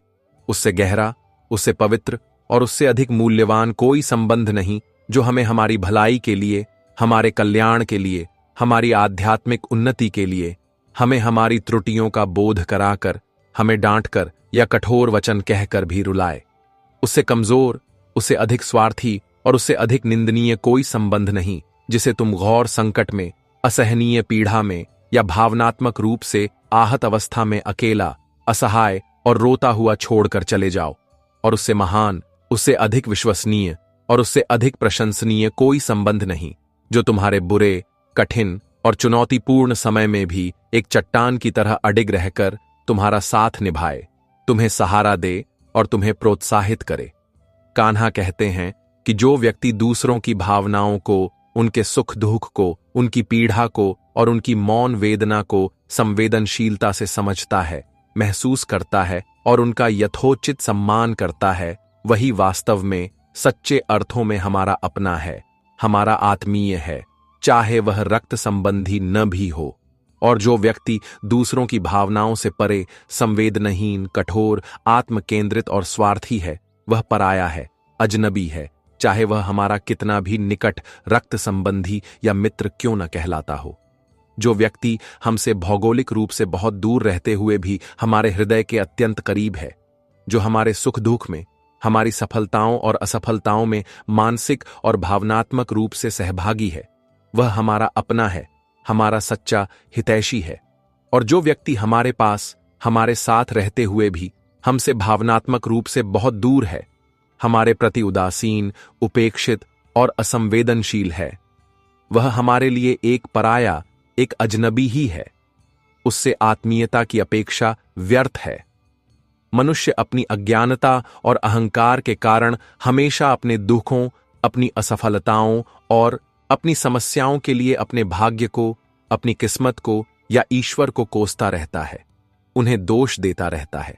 यह जानते हुए भी और शास्त्रों में बार बार पढ़े होने के बावजूद भी कि भाग्य या नियति से भी कहीं अधिक ऊंचा, अधिक शक्तिशाली और अधिक प्रभावशाली उसका अपना वर्तमान कर्म है, उसका अपना पुरुषार्थ है, जो पूरी तरह से उसके अपने हाथों में है, जिसे वह अपने विवेक, अपने संकल्प और अपने निरंतर प्रयास से काफी हद तक बदल सकता है और एक उज्ज्वल भविष्य का निर्माण कर सकता है। बुद्धिमान, विवेकशील और आत्मविश्लेषक व्यक्ति वह है जो दूसरों के आचरण, उनके व्यवहार, उनके गुणों और उनकी गलतियों को अत्यंत ध्यान से, निष्पक्ष भाव से देखता है, उनका विश्लेषण करता है और उनसे महत्वपूर्ण सबक तथा उपयोगी शिक्षाएं ग्रहण करता है, ताकि वह स्वयं उन गलतियों को अपने जीवन में न दोहराए और दूसरों के अच्छे गुणों को अपने व्यक्तित्व में अपना सके, उनसे प्रेरणा ले सके। वह न तो दूसरों से व्यर्थ की नकारात्मक तुलना करके स्वयं को हीन या श्रेष्ठ समझता है और न ही उनसे किसी भी प्रकार की ईर्ष्या, द्वेष या प्रतिस्पर्धा का भाव रखता है। वह सबसे सीखता है। इस अत्यंत स्वार्थी, मतलबी और आपाधापी से भरे संसार में कोई किसी का सच्चा, स्थायी और निःस्वार्थ हमदर्द या शुभचिंतक नहीं होता। अधिकांश संबंध स्वार्थ पर ही आधारित होते हैं, जो स्वार्थ पूरा होते ही समाप्त हो जाते हैं। यहां तक कि श्मशान घाट में किसी प्रियजन के शव को अंतिम संस्कार के लिए रखने के कुछ समय पश्चात ही हमारे अपने ही सगे संबंधी यह पूछने लगते हैं कि और कितना समय लगेगा, कब यह क्रिया समाप्त होगी, क्योंकि उन्हें अपने अन्य कार्यों की चिंता सताने लगती है। यह संसार की कटु वास्तविकता है। जीवन में कभी कभी कुछ परिस्थितियों में दुखी होना, उदास होना या पीड़ा का अनुभव करना भी आवश्यक, स्वाभाविक और मानवीय है। तभी जीवन की पूर्णता का, उसके विभिन्न रंगों का और उसकी गहराई का यथार्थ अनुभव होता है, क्योंकि सुख और दुख एक ही सिक्के के दो अविभाज्य पहलू हैं। वे एक दूसरे के पूरक हैं। कोरी, निरंतर, उथली और सतही प्रसन्नता मनुष्य को न तो आंतरिक रूप से मजबूत, सहनशील और परिपक्व बनाती है और न ही उसे जीवन के दोनों कड़वे और मीठे, कठोर और कोमल यथार्थवादी पहलुओं से भली भांति परिचित कराती है। वह उसे एक प्रकार के भ्रम में रखती है। भगवान श्री कृष्ण अपने उपदेश को और अधिक स्पष्ट करते हुए कहते हैं कि इस संपूर्ण संसार में, इस अखिल ब्रह्मांड में मन की शांति, चित्त की स्थिरता और आंतरिक संतोष से बढ़ा कोई दूसरा धन, कोई दूसरी संपत्ति या कोई दूसरी उपलब्धि नहीं है। जिस व्यक्ति ने अपने चंचल, अशांत और बहिर्मुखी मन को विभिन्न यौगिक क्रियाओं, ध्यान, सत्संग, स्वाध्याय, भक्ति और वैराग्य के द्वारा वश में करके उसे पूर्णतः शांत, स्थिर, एकाग्र और अंतर्मुखी रखना सीख लिया है। उससे अधिक धनी, उससे अधिक सुखी और उससे अधिक भाग्यशाली इस संसार में कोई दूसरा व्यक्ति नहीं है, चाहे उसके पास भौतिक संपत्ति, सांसारिक भोग विलास या सामाजिक प्रतिष्ठा कितनी भी कम क्यों न हो, क्योंकि सच्ची संपत्ति तो आंतरिक शांति ही है। समय कभी भी मनुष्य द्वारा अपनी सीमित बुद्धि से बनाए गए मार्गों, योजनाओं या इच्छाओं का अनुसरण नहीं करता, बल्कि मनुष्य को ही सर्वशक्तिमान समय, जिसे काल भी कहते हैं, द्वारा दिखाए गए मार्ग, परिस्थितियों और अवसरों के अनुसार चलना पड़ता है, उनके साथ सामंजस्य स्थापित करना पड़ता है। इसी को सामान्य भाषा में नियति, प्रारब्ध या भाग्य का लेखा भी कहते हैं, जो हमारे पूर्व कर्मों का ही परिणाम होता है। जीवन हमें तब अधिक कठिन, चुनौतीपूर्ण, बोझिल और निराशाजनक लगने लगता है जब हम स्वयं को, अपनी आदतों को, अपनी सोच को, अपने दृष्टिकोण को और अपनी अपेक्षाओं को बदलने के बजाय बाहरी परिस्थितियों, अन्य लोगों और भाग्य को बदलने का व्यर्थ, असंभव और मूर्खतापूर्ण प्रयास करते हैं, जो हमारे नियंत्रण में नहीं है। माता पिता ही इस संपूर्ण दुनिया में एकमात्र ऐसे निस्वार्थ, त्यागमयी और कल्याणकामी व्यक्ति हैं जो अपने हृदय की गहराइयों से यह चाहते हैं कि उनके बच्चे जीवन के प्रत्येक क्षेत्र में, चाहे वह शिक्षा हो, व्यवसाय हो, कला हो या आध्यात्मिकता हो, उनसे भी अधिक सफल, यशस्वी, प्रतिष्ठित, गुणी और सुखी हों। उनकी इस पवित्र निस्वार्थ कामना में लेशमात्र भी ईर्ष्या, प्रतिस्पर्धा या स्वार्थ का भाव नहीं होता। वे अपने बच्चों की उन्नति में ही अपनी उन्नति देखते हैं। समय, सच्चे, निष्कपट, हितैषी मित्र और अच्छे, मधुर, प्रेमपूर्ण संबंध, ये वे अमूल्य, जीवनदायी चीजें हैं जो हमें प्रायः बिना किसी विशेष प्रयास, मूल्य या मोल भाव के ईश्वर की कृपा से मुफ्त में ही मिल जाती हैं। लेकिन इनकी वास्तविक कीमत, इनका सच्चा महत्व और इनकी अनिवार्यता का एहसास हमें प्रायः तभी होता है जब ये किसी कारणवश हमसे कहीं खो जाते हैं, हमसे दूर चले जाते हैं या नष्ट हो जाते हैं। तब हम उनके अभाव में पश्चाताप करते हैं। जीवन में कुछ दर्द, कुछ पीड़ाएं, कुछ असफलताएं और कुछ वियोग ऐसे होते हैं जो इतने गहरे और मर्मस्पर्शी होते हैं कि वे हमें ठीक से जीने नहीं देते, हमारे मन को निरंतर अशांत और उदास रखते हैं। और वहीं दूसरी ओर कुछ महत्वपूर्ण पारिवारिक, सामाजिक और राष्ट्रीय जिम्मेदारियां, कुछ नैतिक कर्तव्य और कुछ मानवीय आदर्श ऐसे होते हैं जो हमें घोर निराशा, अवसाद और आत्मघात की स्थिति में भी मरने नहीं देते। वे हमें निरंतर संघर्ष करने, जीवित रहने और अपने कर्तव्यों का पालन करने की प्रेरणा देते रहते हैं। तुम अपने जीवन भर कितने भी अच्छे, नेक, परोपकारी और पुण्य कर्म क्यों न कर लो, अधिकांश लोग, विशेषकर वे जो तुम्हारे गुणों को नहीं पहचानते या तुमसे ईर्ष्या करते हैं, तुम्हारी सच्ची प्रशंसा, तुम्हारे गुणों का निष्पक्ष बखान और तुम्हारी उपलब्धियों का यथार्थ मूल्यांकन संभवतः तुम्हारी मृत्यु के बाद केवल श्मशान घाट पर औपचारिकतावश ही करेंगे। यह इस दुनिया की एक विचित्र और कटु रीत है, इससे प्रभावित मत हो। यदि तुम किसी ऐसे व्यक्ति को, जिसने तुम्हारा जानबूझकर अहित किया हो, तुम्हें धोखा दिया हो या तुम्हें कष्ट पहुंचाया हो, एक बार उदारतापूर्वक, सच्चे हृदय से क्षमा कर देते हो, तो तुम निश्चय ही एक बुद्धिमान, समझदार, सहनशील और बढ़े हृदय वाले व्यक्ति हो। यह एक महान गुण है। यदि तुम उसी कृतघ्न व्यक्ति को उसकी गलती के लिए, उसके दुर्व्यवहार के लिए दूसरी बार भी बिना किसी अपेक्षा के क्षमा कर देते हो, तो तुम बहुत ही नरम दिल, अत्यधिक सहनशील, करुणावान और संत स्वभाव के व्यक्ति हो। किंतु यदि तुम उसी ढीठ, दुष्ट और बार बार गलती करने वाले व्यक्ति को उसकी बार बार की जानबूझकर की गई गलतियों और विश्वासघात के लिए तीसरी बार भी बिना किसी सुधार की आशा के क्षमा कर देते हो, तो तुम इस दुनिया के सबसे बड़े मूर्ख, भोले भाले और अव्यावहारिक व्यक्ति माने जाओगे। क्योंकि ऐसे धूर्त लोग तुम्हारी इस अत्यधिक उदारता, तुम्हारी सज्जनता और तुम्हारी क्षमाशीलता का बार बार अनुचित लाभ उठाते हैं और तुम्हें और अधिक कष्ट पहुंचाते हैं। वे सुधरते नहीं। जीवन की सबसे महंगी, सबसे अमूल्य और सबसे महत्वपूर्ण वस्तु तुम्हारा यह वर्तमान क्षण है, जो एक बहती हुई नदी की तरह निरंतर अबाध गति से बीत रहा है। यह कभी रुकता नहीं, किसी की प्रतीक्षा नहीं करता। एक बार यह अनमोल वर्तमान क्षण अतीत की गहराइयों में विलीन हो जाए तो हम इस दुनिया की सारी दौलत, सारी संपत्ति, सारी शक्ति और सारे साधन लगाकर भी इसे वापस नहीं खरीद सकते, इसे पुनः जीवित नहीं कर सकते। इसलिए प्रत्येक क्षण को पूरी सजगता, जागरूकता, सार्थकता, प्रसन्नता और ईश्वर स्मरण के साथ जियो। उसे व्यर्थ के कामों, चिंताओं या आलस्य में नष्ट मत करो।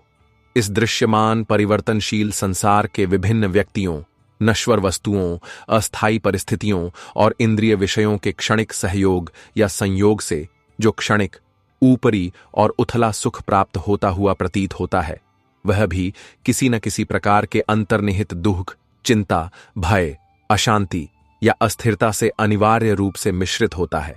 वह शुद्ध, स्थायी और दोषरहित नहीं होता। वह मृग तृष्णा के जल की भांति भ्रामक होता है। किंतु जब व्यक्ति इस नश्वर संसार और इसकी परिवर्तनशील, दुखदायी वस्तुओं से पूर्णतः अनासक्त होकर, अपनी इंद्रियों और मन को संयमित करके, अंतर्मुखी होकर, जब वह अपने वास्तविक, शाश्वत, सच्चिदानंद आत्मस्वरूप में स्थित होता है, तब उसे शाश्वत, परमानंद, असीम शांति और अक्षय सुख की प्राप्ति होती है, जो किसी बाहरी वस्तु या परिस्थिति पर निर्भर नहीं होता। यदि तुम सर्वशक्तिमान, सर्वज्ञ और परम दयालु ईश्वर से अपनी किसी कामना की पूर्ति के लिए, किसी वस्तु की प्राप्ति के लिए या किसी संकट से मुक्ति के लिए प्रार्थना करो और वह तुम्हें तुरंत न मिले, या तुम्हारी इच्छा के ठीक विपरीत कुछ और मिले या बिल्कुल भी न मिले, तो उससे कभी नाराज, निराश, हताश या अविश्वासी मत होना, क्योंकि सर्वज्ञ ईश्वर तुम्हें वह नहीं देता जो तुम्हें अच्छा लगता है, जो तुम्हारी क्षणिक कामना होती है या जिसकी तुम अपनी सीमित बुद्धि से व्यर्थ की इच्छा करते हो, बल्कि वह तुम्हें केवल वही वस्तु, वही परिस्थिति या वही अनुभव प्रदान करता है जो तुम्हारे वास्तविक, दीर्घकालिक हित, तुम्हारे आध्यात्मिक कल्याण और तुम्हारे कर्म भोग के लिए सर्वोत्तम, आवश्यक और उचित होती है, जिसे तुम अपनी सीमित, अज्ञानी बुद्धि से उस समय समझ नहीं पाते, किंतु बाद में उसका रहस्य खुलता है। जीवन में एक ऐसे व्यक्ति, ऐसे सच्चे, निःस्वार्थ, समझदार साथी, गुरु या मित्र का होना बहुत आवश्यक है, जिसे तुम्हारे हृदय की दशा, तुम्हारी आंतरिक भावनाओं, तुम्हारी अनकही पीड़ा और तुम्हारी मौन वेदना को व्यक्त करने के लिए तुम्हें शब्दों की, भाषा की या किसी बाहरी संकेत की आवश्यकता न पड़े, जो तुम्हारी खामोशी को भी पढ़ ले, तुम्हारी आंखों की नमी को समझ ले और तुम्हारे अंतर्मन की पुकार को सुन ले। शायद इसी निःशब्द समझने वाले, सर्वज्ञ, सर्वव्यापी, परम करुणामय सत्ता को ही ईश्वर, परमात्मा, अंतर्यामी या सच्चा सद्गुरु कहते हैं, जो सदैव हमारे साथ है यदि हम उसे अनुभव करने का प्रयास करें। कान्हा कहते हैं कि जो व्यक्ति अपने जीवन के अंतिम निर्णायक क्षण में, मृत्यु के समय, जब प्राण शरीर छोड़ रहे होते हैं, पूर्ण श्रद्धा, भक्ति और एकाग्रता के साथ मेरा, अपने इष्ट देव का स्मरण करते हुए, मेरे पवित्र नाम का प्रेम पूर्वक जप करते हुए अपने इस नश्वर शरीर का त्याग करता है, वह मेरे परम, दिव्य, अविनाशी, सच्चिदानंदमय धाम को, मेरे नित्य स्वरूप को प्राप्त होता है। इसमें लेश मात्र भी संशय नहीं है। यह मेरा अटल वचन है। समय, जिसे काल भी कहते हैं, वह परिस्थितियों, अवसरों, व्यक्तियों और युगों के अनुसार निरंतर बदलता रहता है। यह परिवर्तन ही संसार का, प्रकृति का सनातन नियम है। यहां कुछ भी स्थायी या स्थिर नहीं है।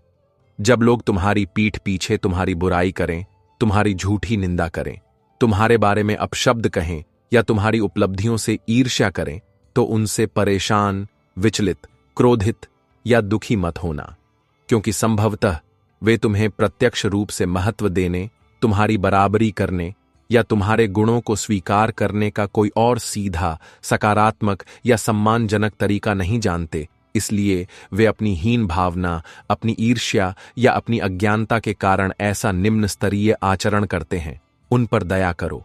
जानने की वास्तविक शक्ति वह विवेकपूर्ण, तीक्ष्ण, निर्मल बुद्धि जो सत्य को असत्य से, सार को निस्सार से, उचित को अनुचित से, धर्म को अधर्म से और नित्य को अनित्य से स्पष्ट रूप से अलग करके, पृथक करके पहचान सकती है, उसी को यथार्थ, तात्विक, आध्यात्मिक ज्ञान कहा जाता है।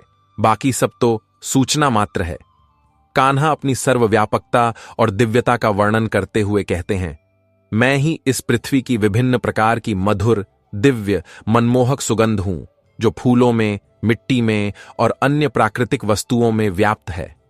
मैं ही प्रज्वलित अग्नि की दाहिका शक्ति, उसकी ऊष्मा, उसका तेज और उसका प्रकाश हूं, जो यज्ञों को पवित्र करती है और जीवन को ऊर्जा देती है। मैं ही इस चराचर जगत के समस्त जीवित प्राणियों का जीवन प्राण, उनकी चेतना और उनकी जीवनी शक्ति हूं, जिसके बिना वे शव मात्र हैं। और मैं ही सच्चे, जितेंद्रिय, वीतरागी तपस्वियों का आत्मसंयम, उनकी साधना, उनकी तितिक्षा, उनका वैराग्य और उनका आंतरिक बल भी हूं।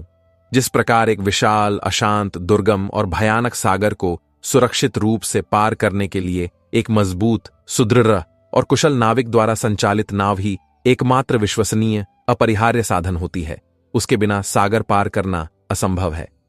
ठीक उसी प्रकार इस अत्यंत कठिन, दुःखमय, मोहपूर्ण और जन्म मृत्यु रूपी भवसागर से सदा के लिए पार होकर शाश्वत सुख, शांति और मोक्ष रूपी स्वर्ग या भगवत धाम तक पहुंचने के लिए सत्य, धर्म, सदाचार, भक्ति और निष्काम कर्म ही एकमात्र सुनिश्चित, अचूक और कल्याणकारी सीढ़ी है। इसके अतिरिक्त कोई दूसरा सुगम मार्ग नहीं है। हम अपने मुख से कोई प्रार्थना, कोई स्तुति या कोई याचना न भी करें, हम अपने हृदय की बात शब्दों में व्यक्त न भी करें, तो भी वह अंतर्यामी, सर्वज्ञ परमात्मा हमारी प्रत्येक मूक भावना, प्रत्येक गुप्त विचार, प्रत्येक छिपी हुई कामना और प्रत्येक वास्तविक आवश्यकता को भली भांति सुनता, जानता और समझता है। इसीलिए तो उसका एक सार्थक नाम ईश्वर अर्थात सर्वज्ञ, सर्वशक्तिमान और सर्वव्यापक है। उससे कुछ भी छिपा नहीं है। और वह परमात्मा भले ही हमें स्थूल रूप से हमारी इंद्रियों द्वारा ग्राह्य भाषा में कुछ न कहे, कोई प्रत्यक्ष चमत्कारिक संकेत न दे, किंतु यदि हम अपने शुद्ध, शांत, एकाग्र और श्रद्धापूर्ण अंतःकरण से उसकी मौन, सूक्ष्म, दिव्य प्रेरणाओं को, उसकी कल्याणकारी इच्छाओं को, उसके प्रेमपूर्ण मार्गदर्शन को स्पष्ट रूप से सुन और समझ सकें, तो उसे ही सच्ची, गहरी, अनन्य आस्था, प्रगाढ़ श्रद्धा और शरणागति कहा जाता है। यही भक्ति का सार है। सबके साथ, चाहे वह मित्र हो, शत्रु हो, परिचित हो या अपरिचित हो, सदैव ऐसा स्नेहपूर्ण, न्यायपूर्ण, निष्कपट, सम्मानजनक और सद्भावनापूर्ण व्यवहार करो कि यदि भविष्य में कोई तुम्हारे बारे में कुछ बुरा भी कहे, तुम्हारी झूठी निंदा भी करे, तुम्हारे चरित्र पर कोई आक्षेप भी लगाए, तो कोई भी विवेकशील, समझदार व्यक्ति सहज ही, बिना किसी जांच पड़ताल के उस पर किंचित मात्र भी विश्वास न करे। तुम्हारा चरित्र, तुम्हारा आचरण और तुम्हारी प्रतिष्ठा इतनी उज्ज्वल, इतनी निष्कलंक और इतनी प्रभावशाली होनी चाहिए। इस वर्तमान जीवन में हमारे जो भी घनिष्ठ, आत्मीय और महत्वपूर्ण संबंध बनते हैं, वे प्रायः उन्हीं आत्माओं से अधिक प्रगाढ़ता और सहजता से स्थापित होते हैं, जिनका हमसे हमारे पिछले अनेक जन्मों का कोई न कोई गहरा, अटूट नाता, कोई कर्म बंधन या कोई राणानुबंध होता है। अन्यथा इस करोड़ों अरबों की विशाल, अजनबी, भीड़ भरी दुनिया में कौन किसको यूं ही बिना किसी पूर्व कारण के जानता, पहचानता या उससे आत्मीयता का अनुभव करता है। यह सब कुछ न कुछ पूर्व निर्धारित, कर्म आधारित और रहस्यमय होता है। कान्हा अपनी लीला का रहस्य बताते हुए कहते हैं कि मैं स्वयं इस संपूर्ण सृष्टि का रचयिता, पालक और संहारक होकर भी, सर्वशक्तिमान होते हुए भी इस संसार में अपनी लीला के दौरान प्रकृति के अटल नियमों, कर्मफल के अकाट्य सिद्धांत और सामाजिक मर्यादाओं से बच नहीं सका। मुझे भी अपनी लीलाओं में उनके अधीन रहकर ही कार्य करना पड़ा। यह एक आदर्श प्रस्तुत करने के लिए था। मैंने राधा को अपने हृदय से चाहा। हमारा प्रेम अलौकिक और अनन्य था और परम भक्त मीरा ने मुझे अपने पति रूप में चाहा। उसकी भक्ति भी अद्वितीय और अनन्य थी। किंतु नियतिवश, लोक मर्यादा के अनुसार मैं रुक्मिणी और अन्य पटरानियों का हुआ। यह लीला भी मेरे द्वारा ही धर्म की स्थापना और भक्तों के उद्धार के लिए रची गई थी। इसके गूढ़ रहस्य को समझना कठिन है। भौतिक शस्त्र जैसे तलवार, बाण या अन्य हथियार तो केवल हमारे स्थूल शरीर को ही घायल करते हैं। उनसे लगे हुए घाव समय के साथ उचित उपचार से भर भी जाते हैं, किंतु कठोर, कटु अपमानजनक, व्यंग्यपूर्ण और असत्य शब्द हमारी सूक्ष्म आत्मा को, हमारे मन को, हमारी भावनाओं को भी गहरा, मर्मांतक घाव देते हैं जो शीघ्र नहीं भरते। वे जीवन भर एक टीस बनकर, एक पीढ़ा बनकर हमारे हृदय में चुभते रहते हैं और हमारे संबंधों में स्थायी, अपूरणीय दरार डाल देते हैं। इसलिए वाणी का प्रयोग अत्यंत सावधानी से करना चाहिए। माता पिता ही इस संपूर्ण स्वार्थी दुनिया में एकमात्र ऐसे निस्वार्थ, त्यागमयी और परम हितैषी व्यक्ति हैं जो अपने हृदय की गहराइयों से, बिना किसी अपेक्षा के, यह चाहते हैं कि उनके अपने बच्चे जीवन के प्रत्येक क्षेत्र में, चाहे वह शिक्षा हो, व्यवसाय हो, कला हो, चरित्र हो या आध्यात्मिकता हो, उनसे भी कई गुना अधिक सफल, यशस्वी, प्रतिष्ठित, गुणी, सुखी और सम्मानित हों। उनकी इस पवित्र, निस्वार्थ और उत्कट कामना में लेशमात्र भी ईर्ष्या, प्रतिस्पर्धा, स्वार्थ या दिखावे का भाव नहीं होता। वे अपने बच्चों की उन्नति और प्रसन्नता में ही अपनी सच्ची उन्नति, सार्थकता और प्रसन्नता देखते हैं। यह उनका सहज स्वभाव है। जीवन में आधे से अधिक दुख, निराशाएं, तनाव और संघर्ष इसलिए उत्पन्न होते हैं क्योंकि हमारी अपेक्षाएं दूसरों से, चाहे वे हमारे जीवन साथी हों, बच्चे हों, मित्र हों या समाज हो, उनकी वास्तविक क्षमताओं, उनकी इच्छाओं, उनकी सीमाओं या उनकी परिस्थितियों से कहीं अधिक अवास्तविक और अनुचित होती हैं। इन अनावश्यक, बोझिल और अतार्किक आशाओं और अपेक्षाओं को धीरे धीरे समझदारी से त्यागने का, उन्हें कम करने का या उन्हें यथार्थवादी बनाने का प्रयास करो। तुम स्वयं अनुभव करोगे कि जीवन में केवल सुख, शांति, संतोष, स्वतंत्रता और संबंधों में मधुरता ही शेष रह जाएगी, क्योंकि अपेक्षाएं ही दुखों की जननी हैं। जीवन के इस निरंतर चलने वाले, कभी न समाप्त होने वाले युद्ध, इस दिन के संघर्ष में, इस कुरुक्षेत्र रूपी संसार में हमें स्वयं ही अपना कृष्ण और स्वयं ही अपना अर्जुन बनना पड़ता है। प्रत्येक दिन हमें स्वयं ही अपने जीवन रूपी रथ का कुशल सारथी बनकर, अपनी इंद्रियों रूपी घोड़ों को नियंत्रित करके जीवन के इस महाभारत रूपी आंतरिक और बाह्य संघर्ष से धैर्य, विवेक और साहस के साथ जूझना और अंततः विजयी होना होता है। अपनी वाणी को, अपने शब्दों को सदैव इतनी मधुर, विनम्र, प्रिय, सत्य, हितकर, सारगर्भित और विचारपूर्ण रखो कि यदि तुम्हें कभी किसी विषम परिस्थिति में, किसी गलतफहमी के कारण या अपनी ही किसी भूलवश अपने कहे हुए शब्दों को वापस भी लेना पड़े या उनके लिए क्षमा भी मांगनी पड़े, तो वे तुम्हें स्वयं को भी कड़वे, अप्रिय, अपमानजनक, लज्जाजनक या आत्मग्लानि से भरने वाले न लगें। केवल वही मनुष्य अपने जीवन को वास्तविक अर्थों में सफल, सार्थक, धन्य और उद्देश्यपूर्ण बनाता है, जो बिना किसी फल की आसक्ति, बिना किसी व्यक्तिगत कामना, बिना किसी कर्तापन के अहंकार और बिना किसी लोक प्रसिद्धि की इच्छा के निष्काम भाव से, केवल कर्तव्य भावना से, ईश्वर अर्पण बुद्धि से अपने निर्धारित, स्वाभाविक और धर्मानुकूल कर्तव्यों का निरंतर, कुशलतापूर्वक और प्रसन्नतापूर्वक पालन करता है। यही कर्मयोग का रहस्य है। जीवन में स्वस्थ और मर्यादित अहंकार का, अर्थात आत्मगौरव या स्वाभिमान का होना भी कुछ विशेष परिस्थितियों में आवश्यक, उचित और प्रशंसनीय है, किंतु केवल तब जब बात तुम्हारे न्यायोचित अधिकारों की रक्षा की हो, तुम्हारे चरित्र की पवित्रता और निष्कलंकता को बनाए रखने की हो, या तुम्हारे आत्मसम्मान और तुम्हारी गरिमा की रक्षा की हो। अन्यथा सामान्य परिस्थितियों में अहंकार विनाशकारी, पतनकारी और ईश्वर से दूर ले जाने वाला होता है। सेवा सबकी करो, यथाशक्ति, यथा योग्य, निस्वार्थ भाव से दूसरों की, समाज की, राष्ट्र की और दीन दुखियों की सहायता करो, यह मानव धर्म है।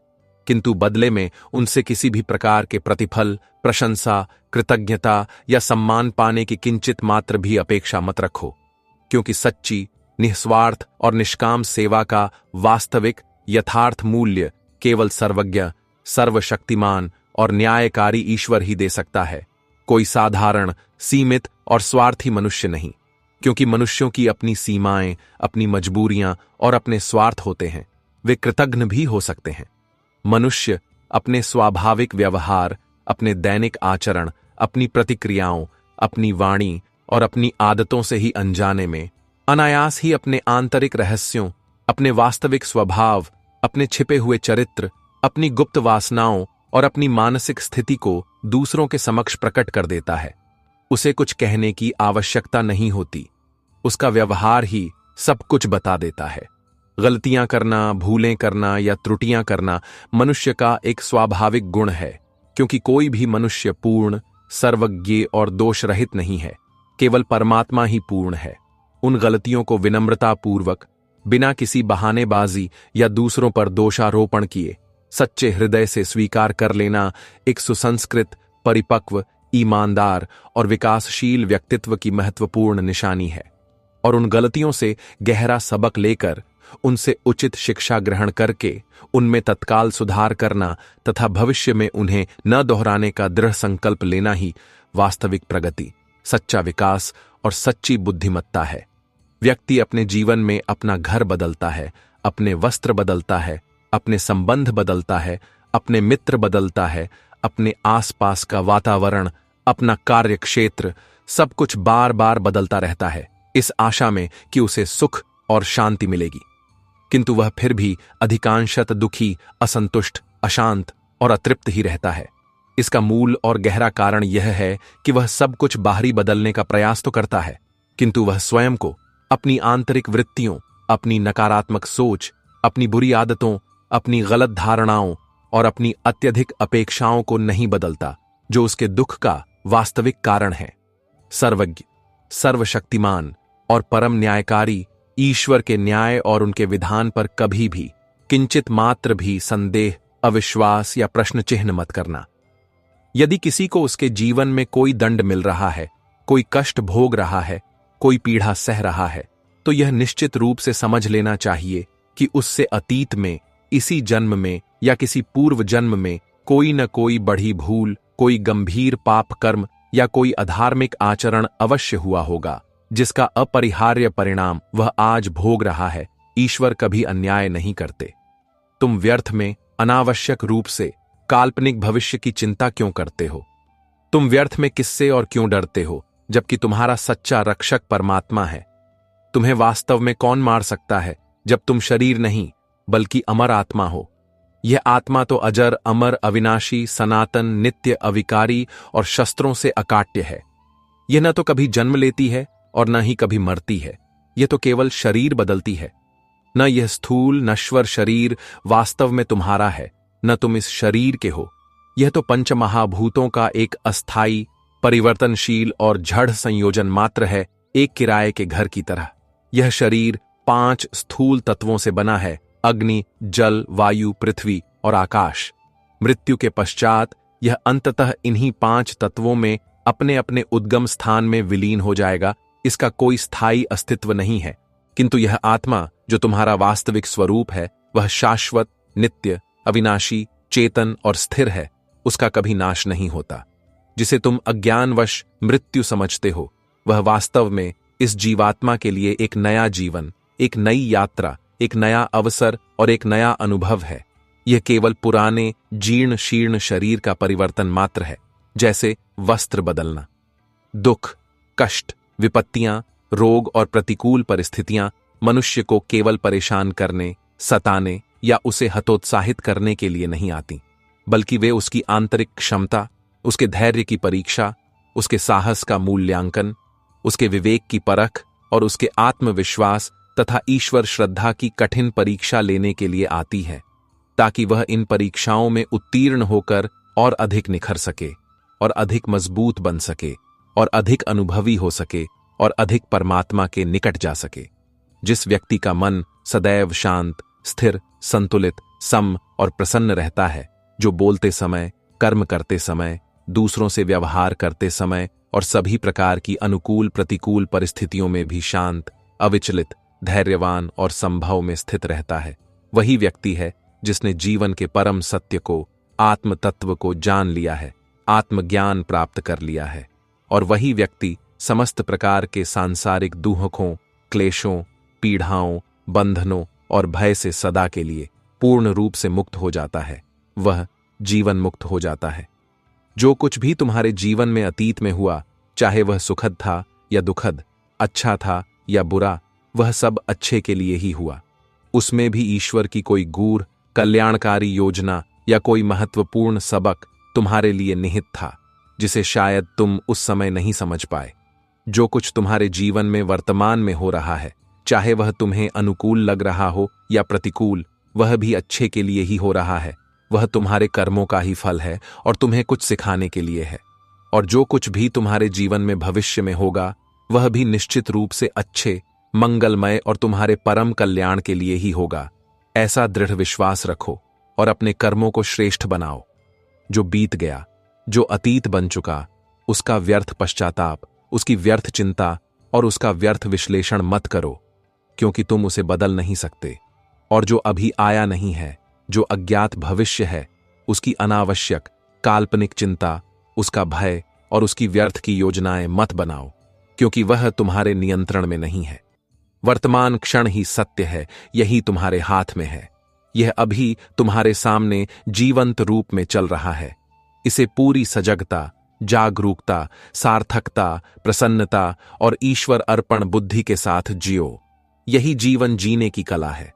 एक बुद्धिमान, विवेकशील और आत्मसुधार के प्रति संकल्पित व्यक्ति अपनी कमियों, अपनी त्रुटियों, अपने दुर्गुणों और अपने दोषों को ठीक उसी प्रकार धीरे धीरे, धैर्यपूर्वक, सावधानी से और निरंतर प्रयास करके दूर करता है, जैसे एक कुशल, अनुभवी सुनार स्वर्ण या चांदी में मिली हुई विभिन्न प्रकार की अशुद्धियों को अत्यंत सावधानी से, थोड़ा थोड़ा करके, विभिन्न प्रक्रियाओं द्वारा चुनकर बाहर निकालता है।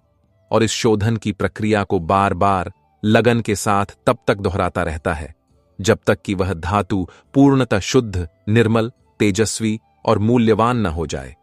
भगवान श्री कृष्ण इस संसार की क्षणभंगुरता और अस्थिरता का चित्रण करते हुए कहते हैं कि इस परिवर्तनशील, नश्वर और मायामय संसार में तुम एक क्षण में भाग्य के फेर से करोड़ों, अरबों की संपत्ति के स्वामी बन सकते हो और अगले ही क्षण दुर्भाग्य से, किसी अप्रत्याशित घटना से कंगाल, दरिद्र और भिखारी भी हो सकते हो।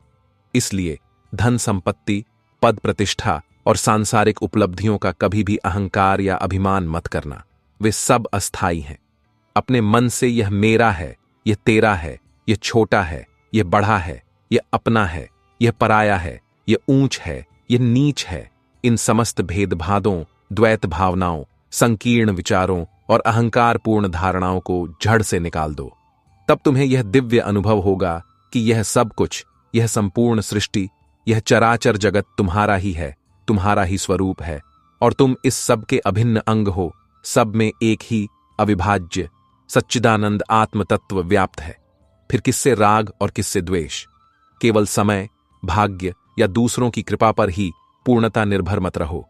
कर्महीन, आलसी और निष्क्रिय मत बनो। जो केवल भाग्य के भरोसे बैठे रहते हैं, वे भी कर्म के अभाव में प्रायः खाली हाथ, निराश और असफल रह सकते हैं, चाहे उनका भाग्य कितना भी प्रबल क्यों ना हो।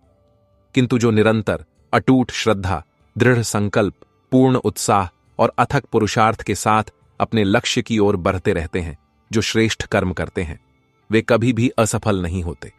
उन्हें आज नहीं तो कल सफलता, संतोष और आत्मगौरव अवश्य मिलता है। तुम अपने विचारों को बदलो, अपनी सोच को नकारात्मक से सकारात्मक, संकीर्ण से व्यापक, भौतिक से आध्यात्मिक और स्वार्थी से निस्वार्थी बनाओ। निश्चय ही ये बदले हुए श्रेष्ठ, सात्विक और उन्नत विचार धीरे धीरे तुम्हारा जीवन भी उसी के अनुरूप बदल देंगे, क्योंकि विचार ही हमारे कर्मों, हमारी भावनाओं, हमारे भाग्य और हमारे जीवन की दिशा के मूल बीज हैं। जीवन के कुछ अत्यंत कठिन, चुनौतीपूर्ण, अज्ञात और एकाकी रास्तों पर तुम्हें कभी कभी नितांत अकेले ही चलना पड़ेगा।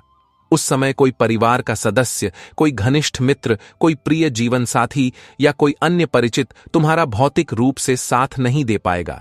वे तुम्हें भावनात्मक सहारा दे सकते हैं, पर चलना तुम्हें ही होगा।